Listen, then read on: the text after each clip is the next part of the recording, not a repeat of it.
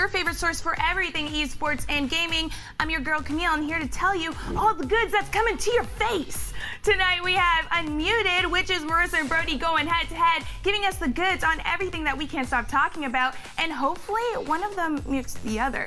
Then in Esports in 30, Matt and Lisa are getting Grabbz to talk LCS Summer Split. But first, let's kick things off with Dauntless in Trailers on Trial.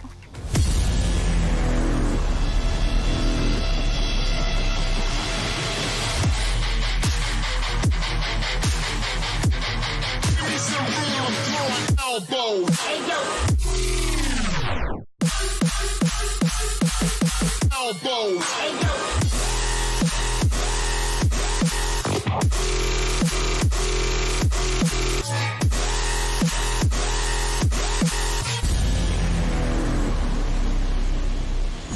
Okay, sweet. Settling in for another game trailer just before E3. All right, what are we watching today? What do you guys got for us? I like most of my games to have a little bit of Daunt in them, so this should be interesting. I have no idea what Dauntless is, so I'm looking forward to it. I'm thinking medieval-ish. Dauntless is finally in a full release. Wow, look at that, they did it. So let's celebrate, let's just watch a trailer. Apparently it's supposed to be a mix of Fortnite and Monster Hunter. Behemoth threat looms from beyond the horizon. To stand against it, each of us. Wait, this is Fortnite, isn't it? I like the art style. Our own path. This is pretty cool. Whatever it is you seek. Okay, so they're trying to do the humor thing. Wait, is this just Monster Hunter? Or at least, the battle scar. I can't wait to take down one of these behemoths and just start. Okay. That man was on fire. Edge of the world has become our home. Okay. I don't want to stop playing. That's a great review. That would be a weird way to quit your job at Polygon. I don't want to stop playing it, boss. You can't make me. The graphics look really good, though. They do look good. Straight up, we're gonna see a Fortnite Dauntless crossover. But it's just you and 3 friends fighting one boss. It's just tough with games like this in me. I don't want to spend all my life in them. The behemoths are changing, evolving. That's why the graphics are low. They have to put it on console. Crossplay, of course. That's sick. That's new. That's good. Live on the edge of every moment, Slayer. Live for the hunt. Okay. Free play now. Well, that's pretty cool. I was gonna say I'm gonna skip this, but it's free. So maybe I'll have to. JK. Like I said, a little bit of Daunt is usually a good thing, but I suppose I could be down for some Dauntless now that it's available on all of the platforms. Honestly, I'm so confused in terms of what this game is. I was thinking Battle Arena, but it's not a Battle Arena. And the thing that I don't like is that they're pretty much taking animals that already exist and then just combining them with another one. Like, oh yeah, here we go, we got a bat, and then we're gonna put like the bat head onto a horse. There, new animal. Stop doing that, games. Create new creatures yourself. I don't know if I'll check this one out. Probably not. Yeah, all right, I'll try it for free, absolutely. The trailer wasn't bad. I just don't want to spend all my time in something like this. It's not 100 my cup of tea for a game, but Oh, it got me. It's free. Okay, first I was like wondering like, what honestly is the selling point for this game. It's kind of just you're killing monsters, okay? But the moment it said it was free, definitely free is the way to go if you want to get players on your game, especially if you're kind of new. I mean, that game was all right. I don't know. Monster Hunter, it's too much of a grind. Like, why do you put yourself through that? And then like, the story, everything about that, the cinematic seems so epic, but I just can't. It's hard to take a game like that seriously when it looks like it was built for 12-year-olds. So I'll watch other people play, but I'm gonna pass on that one. Honestly, the dialogue, all the monologuing, I'm not about that. Killing monsters. All right, how do you even win this? What's the point of the game? Honestly, the trailer didn't even tell me like what really is. How do you win? It just looks like fucking Fortnite.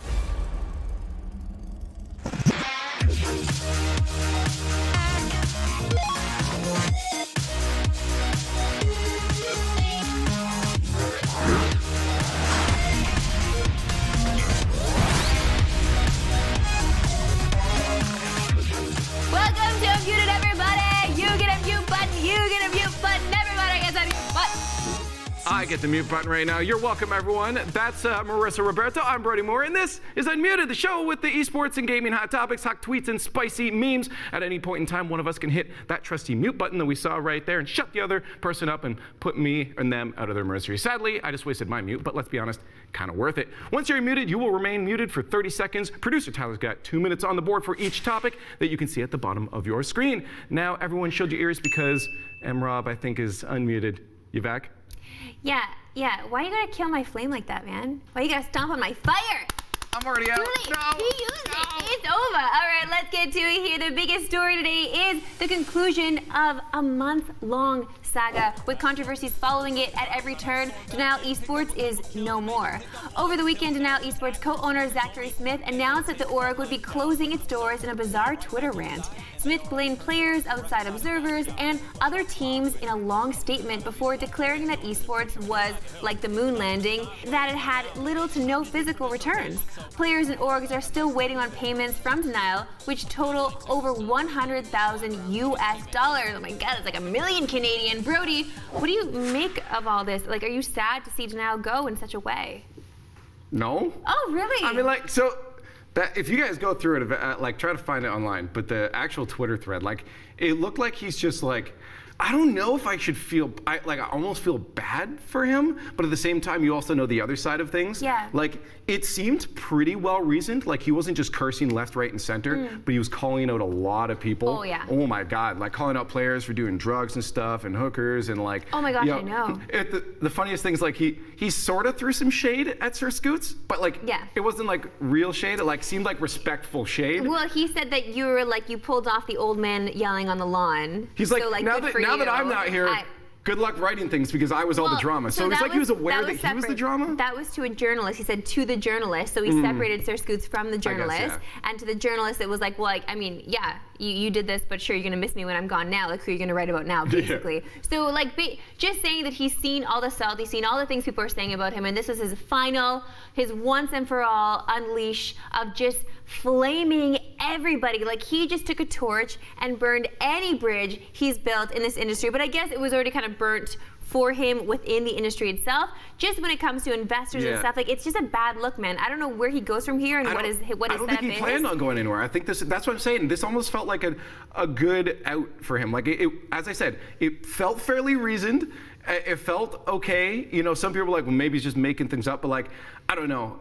I don't think he could have said any of these things beforehand. Because like, if he had said them a few months ago, it would have just made Denial's situation all worse anyways. This was a last outage, just kind of middle finger to the sky. I'm out. I hate y'all. Yeah, guns blazing. Let's take everybody out. I guess he doesn't plan on staying in esports since he flamed esports in such a way. It seems like. Also, the moon landing was very important. It was inspiration for the American people. Yeah, it was, but the fact remains that it was, you know, probably not how it took place and how everybody thinks it was happening, but wasn't. I just love the hashtag at the end. Yeah, I don't know. Like, I do feel for him because he just feels burned by so many people. But it's just a bad look to go on a rant, blaming everybody and not really taking any ownership for yourself. I mean, obviously there was just steps made here. What? Are we done with time? Yeah, we're about 500 minutes in right now, Marissa. Sorry. God, next week Nintendo will hold a Super Smash Bros. Ultimate Tournament at E3, but it's a little weird in that it will involve items and a vastly different rule set from competitive Smash tournaments. In an interview, Nintendo of America's senior marketing director Bill Trinan explained why it's different. Put simply, Nintendo doesn't view its own tournaments as esports. Instead, it wants to let the esports community do its thing while Nintendo creates fun events for newcomers.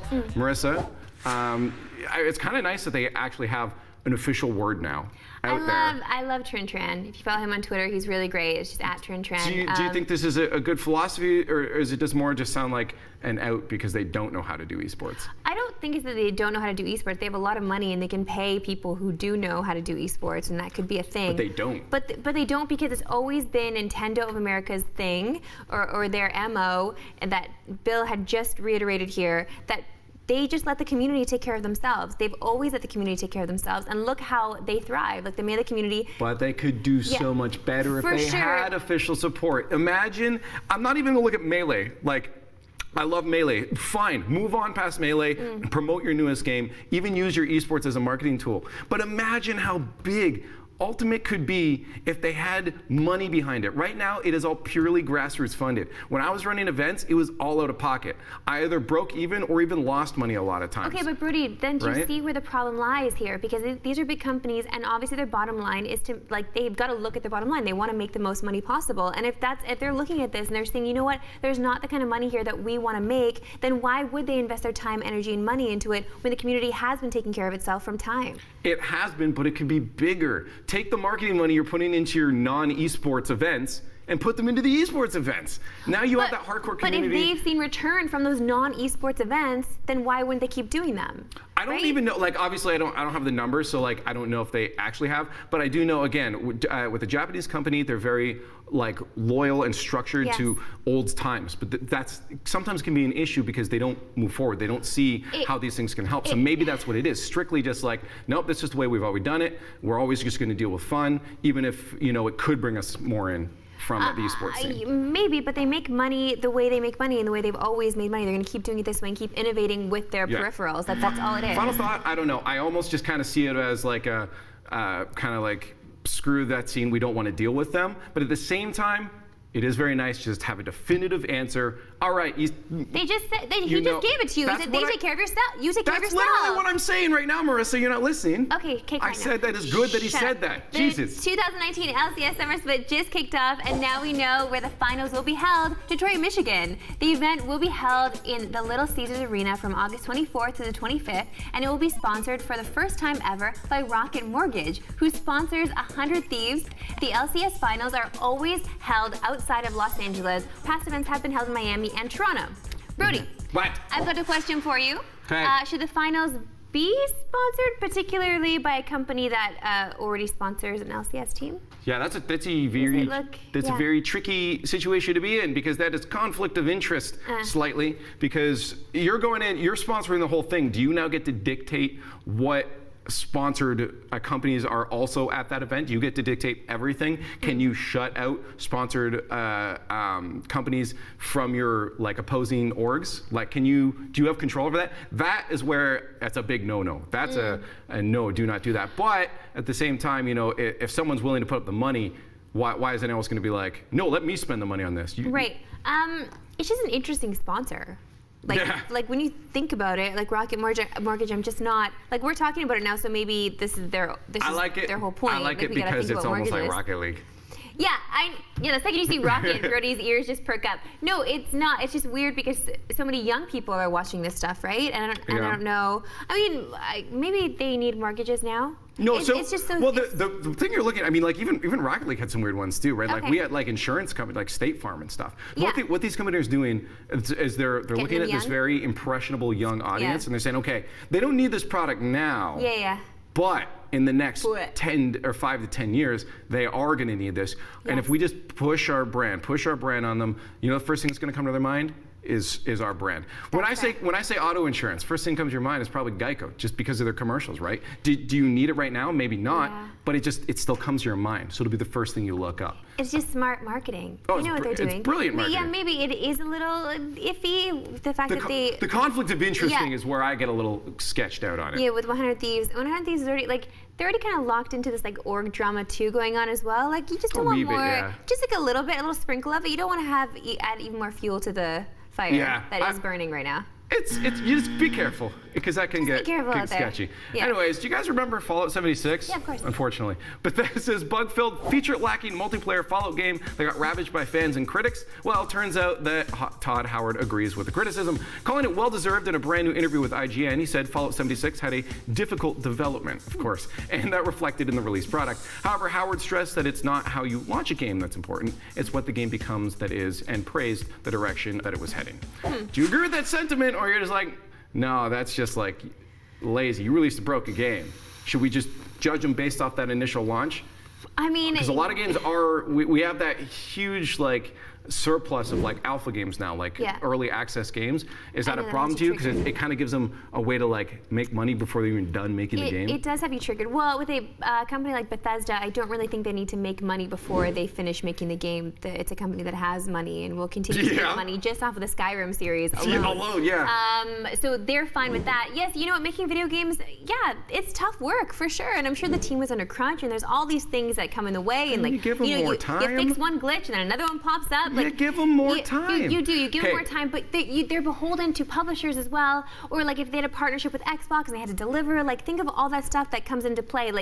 It's business. They also have to think of their sponsors and people that have to make happy. All of that stuff comes into play, right, with this stuff. So I do love Todd so much, and I want to believe everything he says. Yeah, that's the thing. Is this just a clean up excuse? Is this just we screwed up? Here's a nice way to make it seem like we're actually the good guys here. No, man, I think you screwed up. I mean, you got to take it in the words of Miyamoto. A delayed game is eventually good, but a bad game is forever bad. I don't believe in it's tough. If you release a game, it should pretty much be done. Now, I almost have to contradict myself and say that I really like. No, I'm devil's advocating myself. Just argue myself all day. Is that No Man's Sky did it, and I really appreciate that it is better now.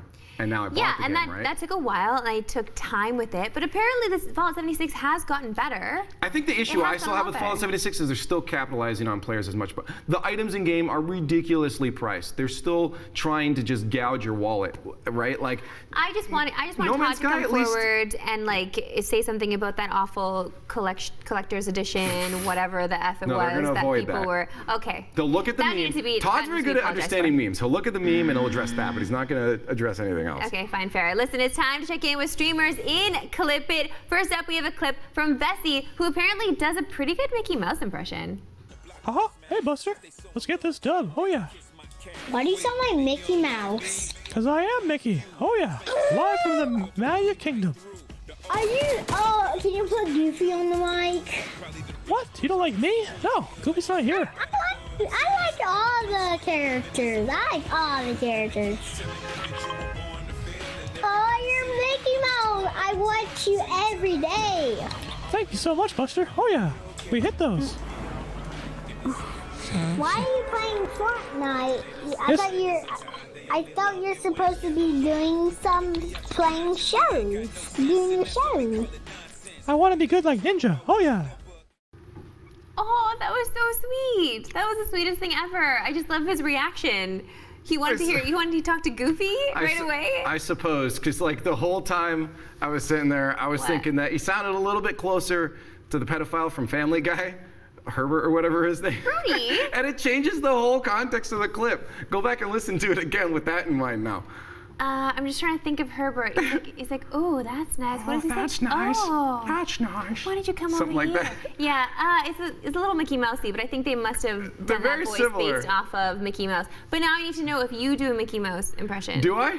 Absolutely not. I bet you do. Nope, not close. We're moving on. No, our next clip comes from Dr. Disrespect, who has some thoughts on the Courage and Nate Shot Show announcement. The Courage and Nate Shot Show? That's what I was saying. Courage and Nate. This is good. Closest friend, Courage, who's done an incredible job of building his brand over these last few years, has officially joined 100 Thieves, and we have created our own podcast together, The Courage and Nate Shot Show, presented by Cash App. This makes me really want to start my own podcast. Yes, we play games. I'm the host. We tap into popular people. Me, of course, dominating the conversation like usual. Like, if these guys can get away with it, imagine what the two-time can do. Of course, it'd be probably national television, not, And I cannot- not YouTube, but Not even begin to explain how excited I am to embark on this journey with you. This is something that I've wanted to do for a very long I give it 5 episodes.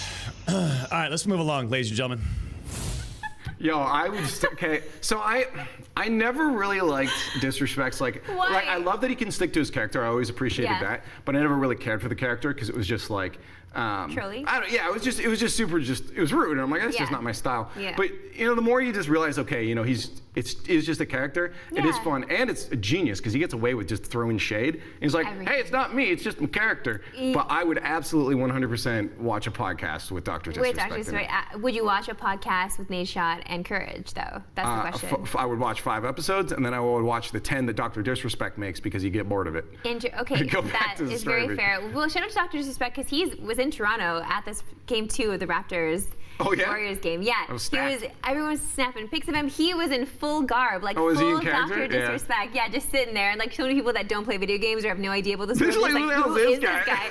Yeah, it's the best He's ever. a time traveler from the 70s. Yeah, 100. All the sports stations covered it and everything. It was so great. I just love seeing that. I love seeing the crossover. But yeah, I do love Dr. Disrespect. And I think he has a point here, but also feels bad for Hex and Hitch because at Optic, because they do the same kind of thing. They do a podcast, and Courage just left Optic for 100 Thieves. There's a lot of drama going on, but I'm going to move on here because I can't get into it We with should you. just add a drama thing for you to do. Yeah, we might. It truly is the best time of day where we scroll the Twitters to bring you all the things the pros bless us with on their timeline. It's the best when they remind us that we have a lot of stuff and need to spring clean ASAP.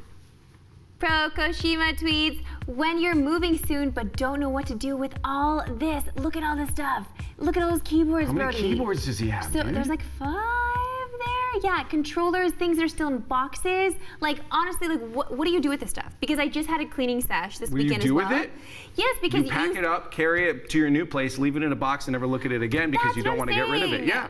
That's what I did. I have so many boxes. I moved so much in the past few years. Like, it was just like different apartments, like in the same building. In Daddy's building? So I had to move like down the hall and stuff. But I have everything in boxes. Yes. I've been like, if I need something, I'll go and find it.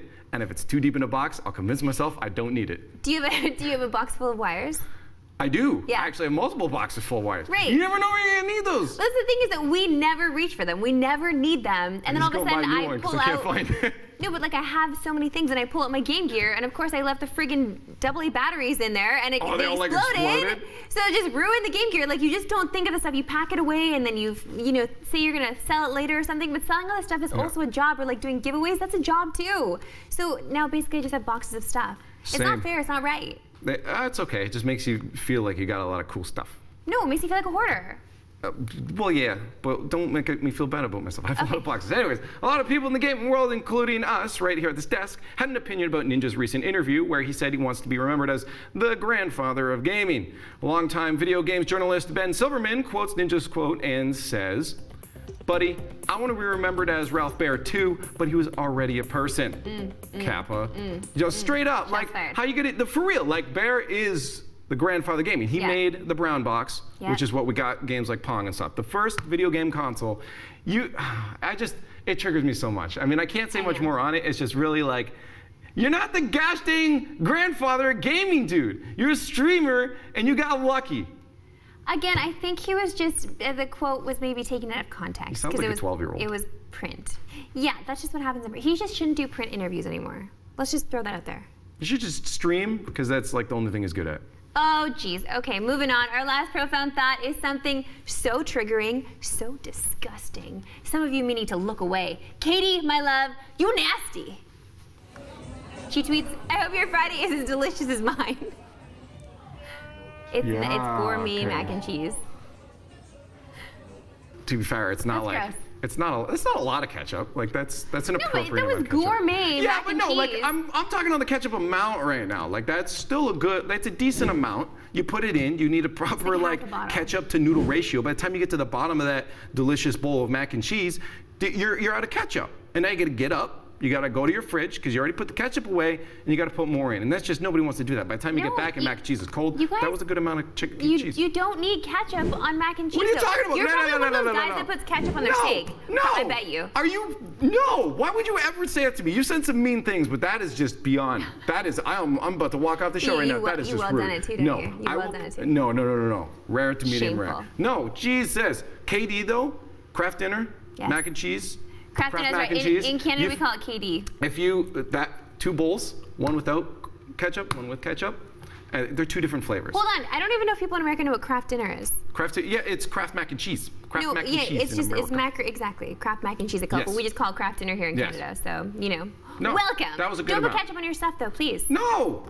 You don't. Only Stop French judging fries. people. Let's move on because it's time to get to some crowd controlled. We've collected some mindless content for you over the weekend and are proud to share it with you right now. To start our week off right, we need a dose of Rocket League. Seltzer FX has brought our virtual soccer game to IRL soccer with some fun editing.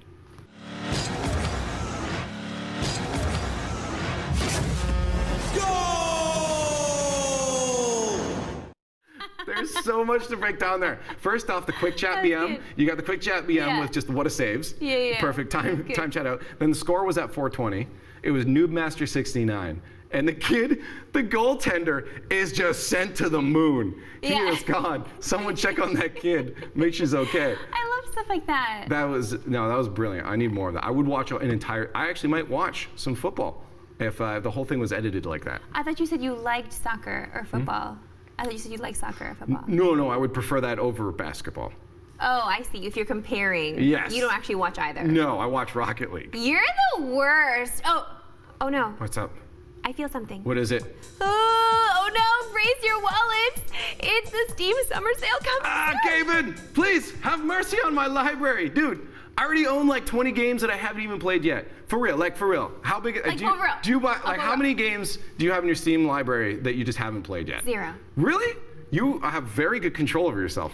When I see a Steam Summer Sale, dude, huh? I don't PC game. Oh, okay, you know what? That is fair. I was the wrong person to pick on that. I actually have so many games that like I could just not buy a game for the next like 15 years and have so many games to play. Oh my but gosh, I don't. It's like when you open the fridge, you know, like, oh, there's nothing to eat, but there's like so many things to eat. It's like that with my Steam library. Sometimes Oh my I'm god, like, you're being super braggy today. why am I being braggy? Like, you got so many things to eat in your fridge? No, I don't. I'm just saying it's like when that happens. I remember a time when I actually he keeps had the boxes food. in there? When I actually had food. So let's not talk about what's in my fridge. It's probably all expired anyways. Our last post shows streamer Jamie Pine's mom putting on her best Solid Snake impression. She might need some practice. And the web app to implement the search function that way. And if I ever want to change something like the rate in which it debounces.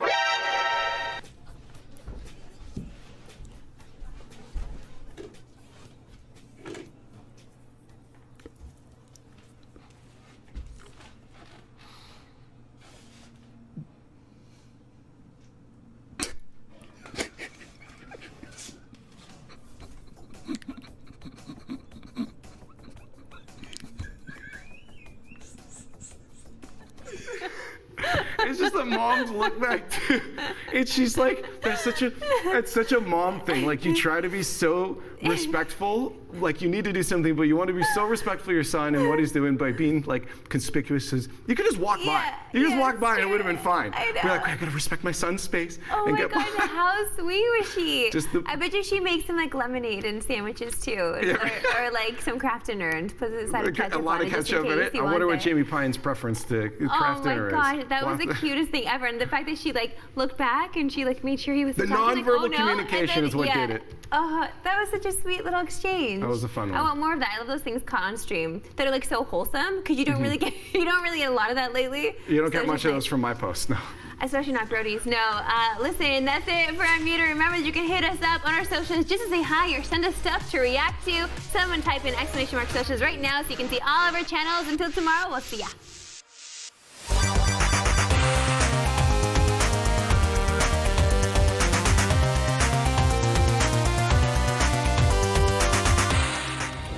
Nice, Nick.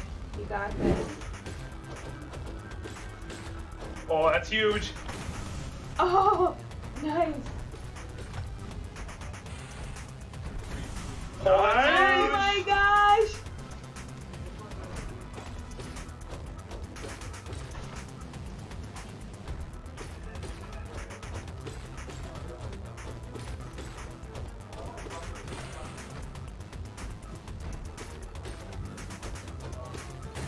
Yeah.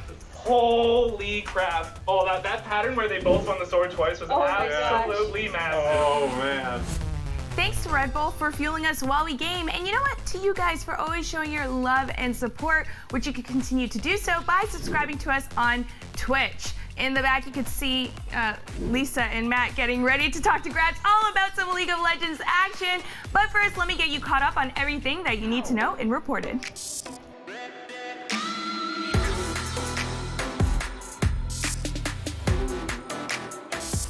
Team Secret has cemented its place as the best team in Dota with its latest victory at ESL One Birmingham. The European Juggernauts defeated Evil Geniuses in the finals in a close 3-2 series, but they had a tough time getting there. Team Secret began the playoffs in the lower bracket after a disappointing group stage and narrowly managed to avoid elimination against both TNC Predator and PSG LGD along the way. Winning ESL One Birmingham means that Team Secret has won 5 tournaments this season, including the recent MDL Disneyland Paris Major. The team has already earned a spot at the Epicenter Major in just a few weeks, where we'll see if the players have what it takes to cement Secret's reputation as one of the best teams in Dota history.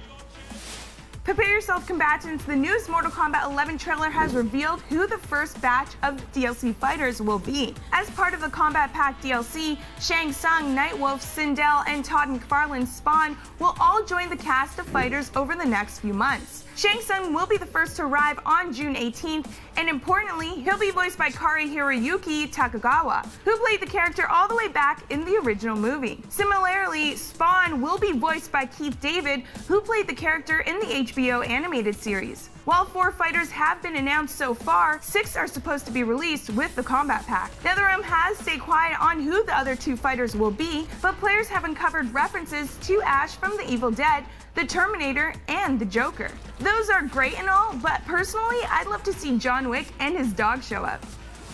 Cloud9 and Microsoft are teaming up in a brand new esports technology partnership. The deal will see Microsoft develop data-driven esports tools for Cloud9's team that will analyze and mine data from games they compete in. From there, Cloud9 says that it will use the data to create new strategies and tactics that its players can use in future matches. Cloud9 also says that fans can expect new types of content that feature data being used in more compelling and interesting ways. This isn't the first time an esports org has partnered with a tech company to create new data software. Team Liquid reached a similar deal with SAP to create data tools for its Dota 2 team last year. Considering that Liquid's team is one of the best in Dota, we can only hope that Cloud9's new deal can translate into competitive success in the future.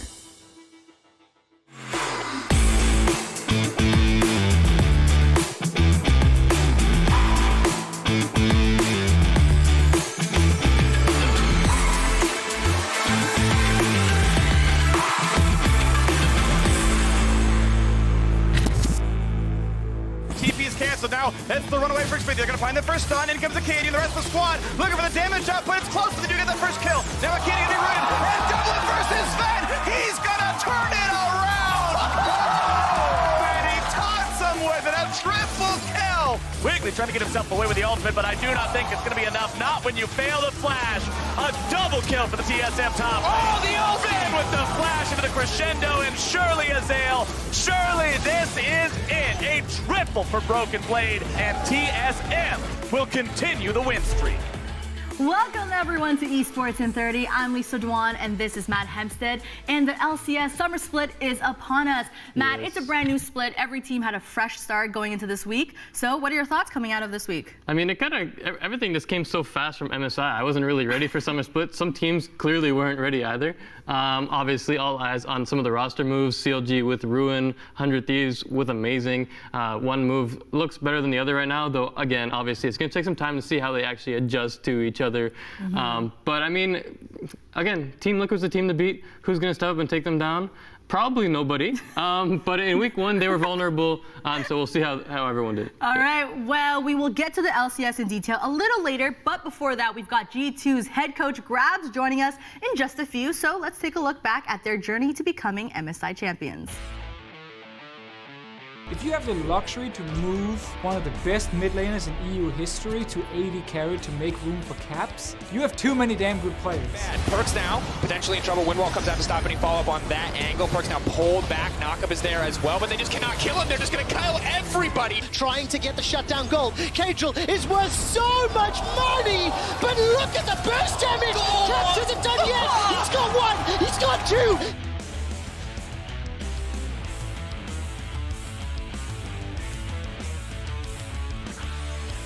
All right, Patrick has got his flash and his cleanse available. Here comes Alfari. That's at least 1 level of engage. Cosmic Radiance, remember, still on cooldown, but Alfari's so low. 1-2 quick kills for G2. The re-engage from Wonder. He is just destroying Origin. Who are in prison, just missing, just going wide. Wonder takes a little bit of damage from Patrick, throwing out the overloads after the overloads! Alfari gets one, he gets the base. The team, before 20 minutes, is looking for it. G2 Esports are looking at the Nexus. Origin, they're trying to fight back, but they cannot do it. Origin are crumbling to G2. Europe kneels to its champion, G2 Esports. The world awaits G2.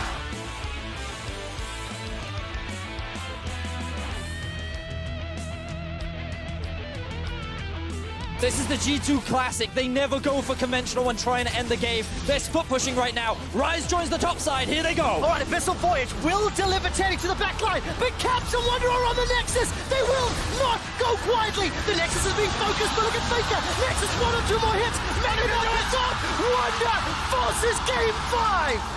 Caps is trying to find the kill. Mata's in trouble. Faker's low, but they've already got one into Mata. Where is Teddy? Follow his HP bar. Khan flashes up the wall. Teddy's dead. Jankos is in the pit. G2 Esports have been gifted and donated a Baron from SKT. That's a dunk from Wonder. Death from below for the double, for the ace. G2 Esports eliminates SK Telecom. North America face Europe in the MSI Finals.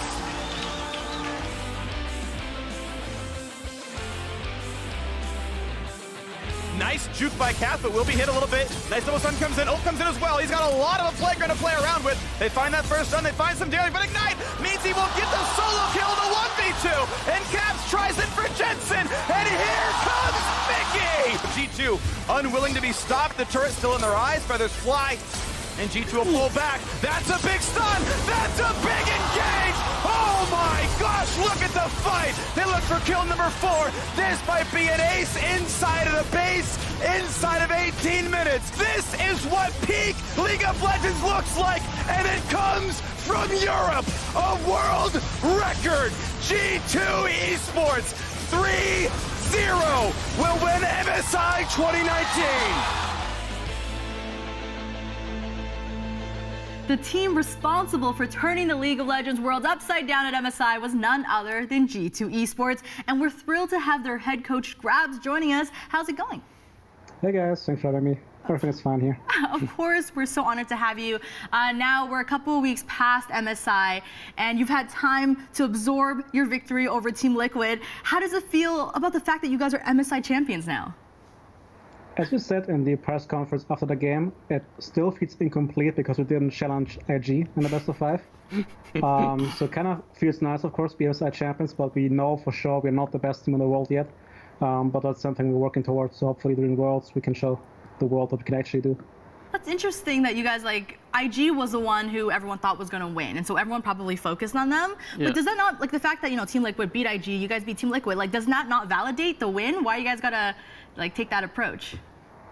I mean, it kind of validates it in a sense, but if we're being honest, I think if they play 10 best of 5s in over 10 different days, IG wins like 8 or 9. The same way you can argue if you play SKT more, maybe SKT wins more, you know, you never know. So we still think IG is a team to beat, especially because we're 0-5 against them. So unless we beat them, I think nobody will be satisfied. Yeah, I guess being a tough critic is important to getting better, right? Always be hungry. Exactly. I want to go all the way back to the beginning of the year because you guys made a pretty bold move when you brought Caps over from Fnatic and you moved Perkz to the bot lane. So I want to know, when you heard about this news, what went through your head? Did you immediately start thinking about all the crazy possibilities you could possibly come up with these guys? Whose idea was it, actually? Yeah. Whose idea was it to move Perkz to bot lane?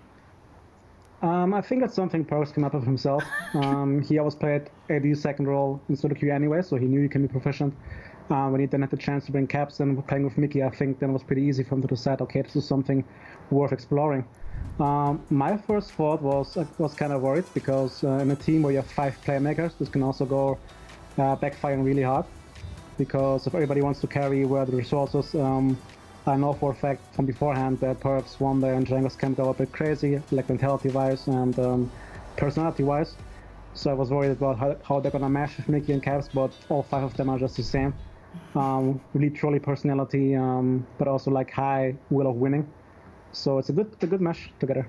How did you guys make it mesh? Because like you said, they're all very like dominant personalities, dominant laners in a way. How did you guys mesh that, make it all work? It was pretty easy, honestly, because we just had a meeting before every split. We agreed to certain principles we want to adhere to. So we start the split on the same page. If you win, of course, it's get easier. But in the end, we have an environment where everybody can criticize everybody very openly. And nobody gets any grudges or takes something personal. So we have a very productive environment. And everybody is the same in terms of worth. And everybody gets heard. Everybody can speak. So therefore, it's like just a very open conversation all the time. I mean, the chemistry really stands out too on the Rift because it doesn't look like there's too many, miscommunications or anything. But one thing that really stands out, especially in the LEC and at MSI, is the creativity that this team has. So where does this creativity stem from? Like, do you go to your team and be like, hey, Wonder, you're going to play Pike top today? Or is that something that they bring over to you? No, my role is more about oppressing this urge because we all have crazy ideas all the time. It doesn't even stop at picks. It starts with lane swapping and, in this matchup, I'm a better Teemo player, I can go mid instead of you, and you go support it. Like, yeah, sure. We have to be like, no, guys, come on, let's stick to our roles first, and then we can see. But as I said, we have a very open environment. That means everybody can participate, can bring their ideas in, and if it makes sense, and of course we can explore it. But in the beginning, everybody has a chance to actually explore their creativity. and I think that's an environment they all can thrive in. Interesting. I think one of the things people wonder about G2, because you guys have so many like surprise picks and strats and stuff, one, do you guys ever feel pressure to always bring something new, like, or do you guys are able to also play meta and stuff like that, but just choose not to? Like, how do you balance that? We just create very clear conditions when you want to bring something out. If you think back about the whole funnel thing against Origin in the final, we knew we only play funnel if they bring this certain strategy in. Same for the Pike in the beginning, we had it prepared as a counter to Jace. Even though in the end of the tournament we used it as a blind pick as well at some point. We just agreed beforehand when you want to use something, we're not too forced to do it.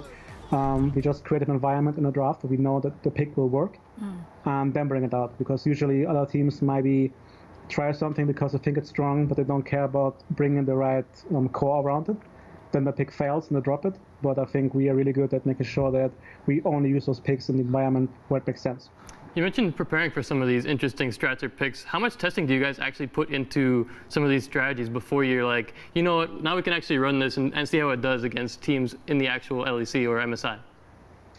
All my players have a lot of experience already. That means they all know how certain matters should go. For example, the funnel thing, we came up, I think, 3 days before you played. You played, I think, 4 times in scrims only. Then we kind of got it back in the groove, and again, like, I'm blessed with 5 players who are insanely smart about the game. So most of how we should play just comes in discussions without having to actually play it on stage. Also, a big strength of ours is problem solving during the game. So even if we fall behind, a team fight goes wrong, they are able to fix that during the game because they all just understand the game on a very fundamental level as compared to other players would. So therefore it doesn't take much time for this team to adapt new strategies. So it's safe to say you guys have really strong players in all lanes, probably the top European players right now. How much freedom do you have in draft and game planning and also balancing everyone else's voices on the team as well? Usually how it goes is that I provide the framework. That means all the scouting that Duffman, my analyst or assistant coach, or you want to call it, and me do. We bring in the basic idea. So this is something this team will do. This is how they behave in pick and ban. This is what you can expect them to pick if it's left open. And these are the 3 first picks you want to go into. There's the first discussion. Are we happy with those first 3 picks? Are we happy with the matchups? Let's say the Stars Akali trade. Caps can then say, okay, against this certain player, I'm happy doing that. Against this guy, not. Then we change the first 3 picks around. And then usually, especially the picks 4 and 5, they know what we want of them or what I expect of them to pick. Let's say if I need a split pusher or tank or whatever. But in that framework, they have a lot of freedom to explore what they want to do. The only requirement is that it's something we need to have discussed beforehand. So they can't just go on stage and say, I think Timo is good here, if we have not talked about Timo. Have you guys ever had a moment where maybe you guys, in the moment of like drafting, you guys kind of butted heads, a specific moment like that? I would say butt heads, not really, no. Because in the end, as I said before, in the first 3 picks, usually I have the last word because it's something we pre-agreed on. But it was something we agreed on before in 4-5 that they have the freedom. So, of course, we can ask them, are you actually sure this is good? But we all trust each other so much that to say, yeah, I think this is good in the situation, let them play. And even if it loses the game, which sometimes happens, nobody gets angry because, again, we know our team is so insane and we believe in each other. So mistakes happen, right? Yeah. What can happen, though, for example, is that we get too creative in a sense. If you think back about the draft against IG, where we suddenly get Vayne top, we were so preoccupied thinking about our mage bot that we kind of forgot to pick GP early. And then we're like, it's fine, we pick GP top, IG bench GP, and we're like, yeah, guys, this is hard now. And then, which is my mistake, right? Because, again, I went away from the framework that I had before. So that's something that I have to basically rein in. Like, even if they tell me there's a good idea, I still need to make sure that the pre-plan goes through, which didn't happen there, and then therefore with Vayne top lost the game, which is totally on me. You know, a lot of teams, when they're getting ready for a match, like in the pregame lobby or whatever, it's all serious and they're just trying to get prepped and focused into the game. But with G2, we've heard some interesting things, like they're doing karaoke, they're having fun, they're making jokes. So, I mean, they're memey, they're confident, they're having fun. How important is this lighthearted temperament to their success and just, you know, having a good time? It is really important. Something that I learned about my career as coach, especially like in the first years in Rocket, is that back then I tried to bring in my philosophy and make sure that it goes my way, but you need to realize as a coach, you're only there to make the players happy, right? So with this team, it's very clear to see they all thrive in a happy environment. they all want to have fun, and that's what they play the game for.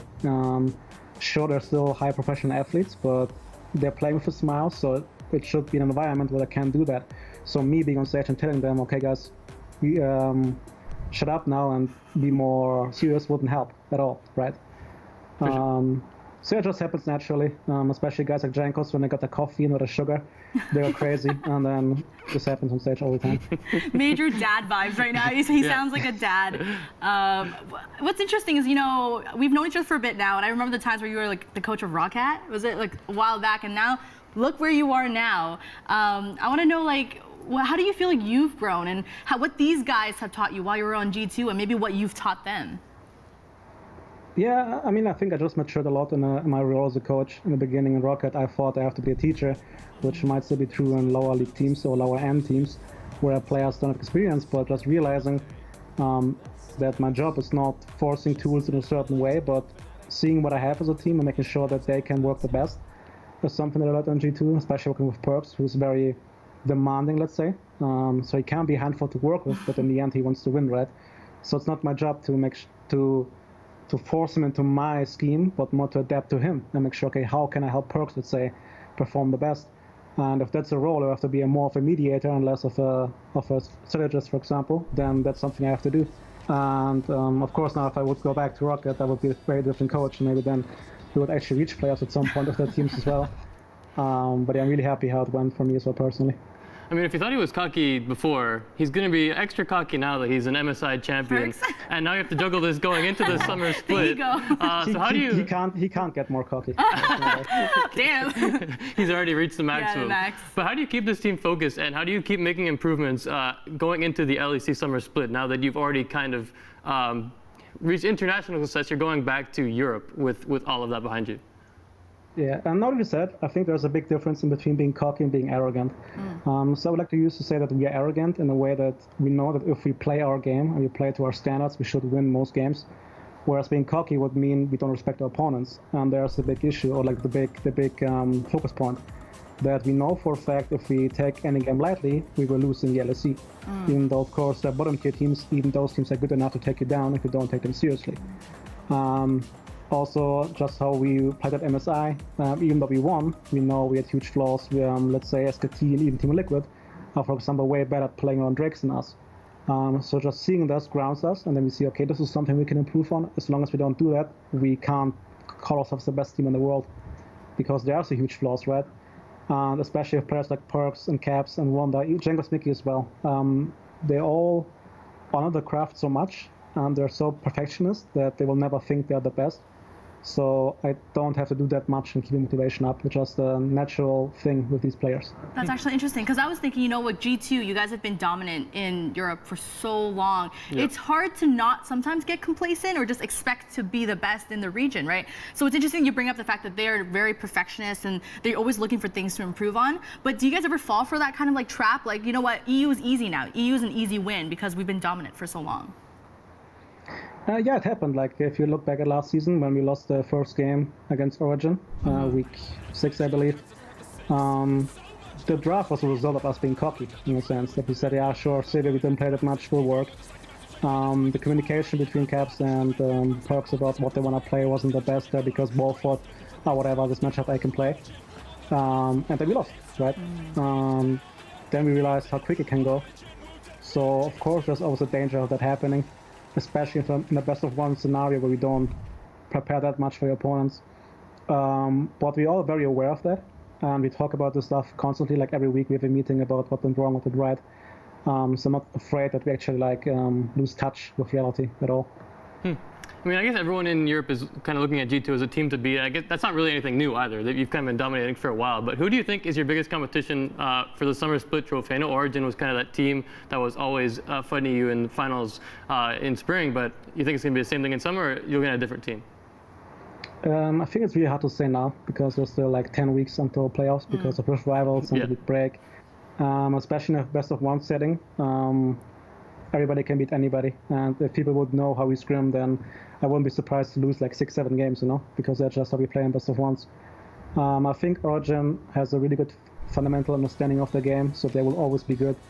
A team like Fnatic, I mean, they're still the world's finalist team with a different mid laner, so in theory they should be good, right? Even though they only have shown towards the end of last split.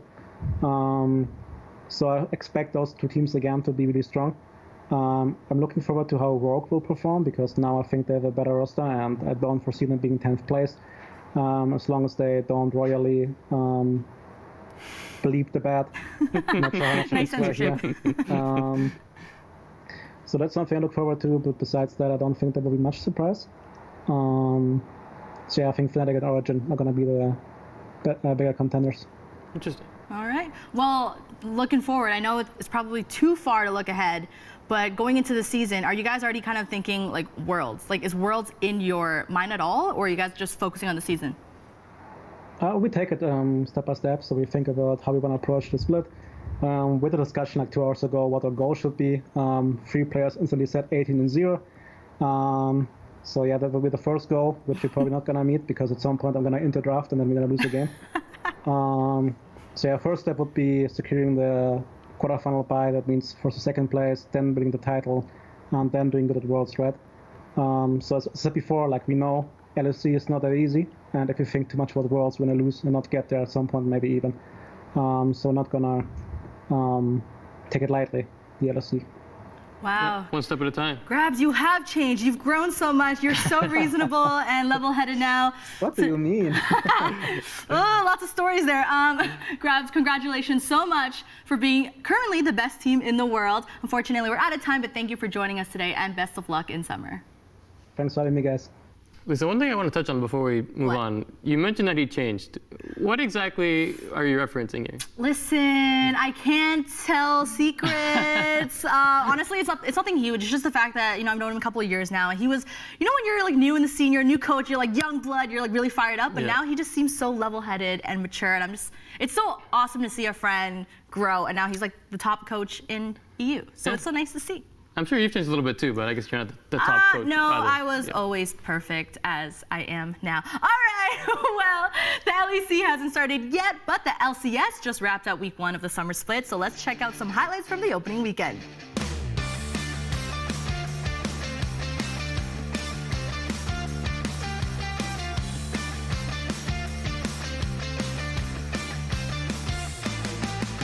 Working away with that one. TP is canceled. Now it's the runaway for Xfinity. They're going to find the first stun. In comes Acadian. The rest of the squad looking for the damage up, but it's close. They do get that first kill. Now Acadian getting rooted. And Dublin versus Sven. He's going to turn it around. Oh, and he taunts him with it. A triple kill. But they're losing turrets. They're losing structures.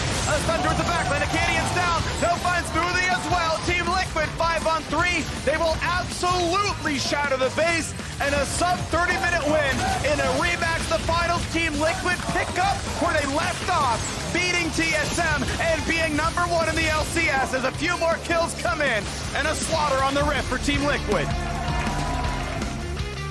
Wiggly's nearby. Does have Volt, pops it, gets the first stun. Here comes the rest of it, and they're gonna have it. Might have found their opening. Looking for the play. Big ult for Soligo. Does find one flash over the walls. Wiggly's gonna stay alive. Another re-engage is beautiful. They find that crit the way. He gets to make the play. So the flash in for Ruin. They try to burn him down, and they will do so. The smite should begin, and it is. Another kill picked up, but now Ruin's gotta be a bit careful. He needs the reinforcements, and they are now here looking for Sunday, and this is a flashless rumble. He will die to the shockwave, and CLG find 3 kills plus the Baron. And the team's still not fighting for their own structures. They're just simply walking back and letting it all fall. Still a bit directionless. A single knockup, but it means nothing. Ruin in the back line. Sunday tries for 1. They only get a single kill in the fountain. It is CLG walking all over 100 Thieves. Still an extra BF sword up over his opponent. Solo's going to be in some trouble now. Thrown up into the air, going to be beaten down. Solo gets himself a return kill, though. Jensen goes forward looking to start this fight off. Rush now going to be the one who jumped on Douglas, getting himself away, finding those feathers back. But he is shut down by Yusui. Impact looking to pick somebody up off to the side. They're able to take down Rush. But now Impact likely going to fall here now as well. And Echo Fox has found themselves a fight. Damage onto Impact here. Hawkrow going to be making his way into the fight. And Core JJ again will not find the initiation he's looking for. Impact is already dead. Xfinity going to be taken very low. He goes in a rampage, grabbing the kill onto Hawkrow. Douglas going to be kept alive into the back line. Lost still looking to grab the damage onto the TL backside yet again, and they're able to find it. Echo Fox will ace Team Liquid. Fox will take down the LCS champions. But not going to be able to cash in on it. And Stixxay and Biofrost might get a kill here. Boy, the damage is true. Yerksen, ulti pop to keep him alive. Resurrection's going to come through. CLG needs to time the CC right in the chains of corruption. 200-0, Biofrost with one combo, and they're looking. Biofrost had to flash away from that, but Cosmic Radiance going to be keeping Grig alive. He's rooted up, being bursted down. Here comes your ultimate from Bjergsen. Biofrost is going to be killed. They're going to lose Broken Blade for it, but he's able to find two. Wiggly trying to get himself away with the ultimate, but I do not think it's going to be enough. Not when you fail the flash. A double kill for the TSM top. Oh, the ultimate! Finn with the flash into the crescendo, and surely Azael. Surely this is it. A triple for Broken Blade. Grig's going golden just for the hell of it. Why not? And TSM will continue the win streak. A new split is upon us, but some things never change. CLG lose once again at TSM, but despite the loss, CLG actually looked pretty decent in week 1. So are they on the up, or is this just false hope? Just touching on the CLG losing the TSM thing, I think it's been like over 1,000 days since CLG's last victory over TSM, which is a little sad, but yeah, I do think CLG is looking up a little bit. I mean, they brought in Ruin, and it already looks like they're kind of playing to his strengths. They put him on some champions that he can carry with Kennen and Rumble, and they give him a lot of help early on. So I think they're kind of just trying to integrate him into a team. And I mean, you can just kind of plug and play a top laner in, right? It's not like you're changing up a whole nother system. You just put Ruin up top, help him out a little bit, and it's going to be okay. So I do think CLG looks pretty good off the top. I mean, they had some weird situations where, I mean, Biofrost was just kind of dying and getting slapped by Tarek against TSM. But, you know, it's whatever. I do think they're going to be better than in spring. Okay, one of CLG's opponents was 100 Thieves, and they added Amazing. Oh boy, that's right. They went 0-2 in their first week. Yeah. So what are you feeling about this team, Matt?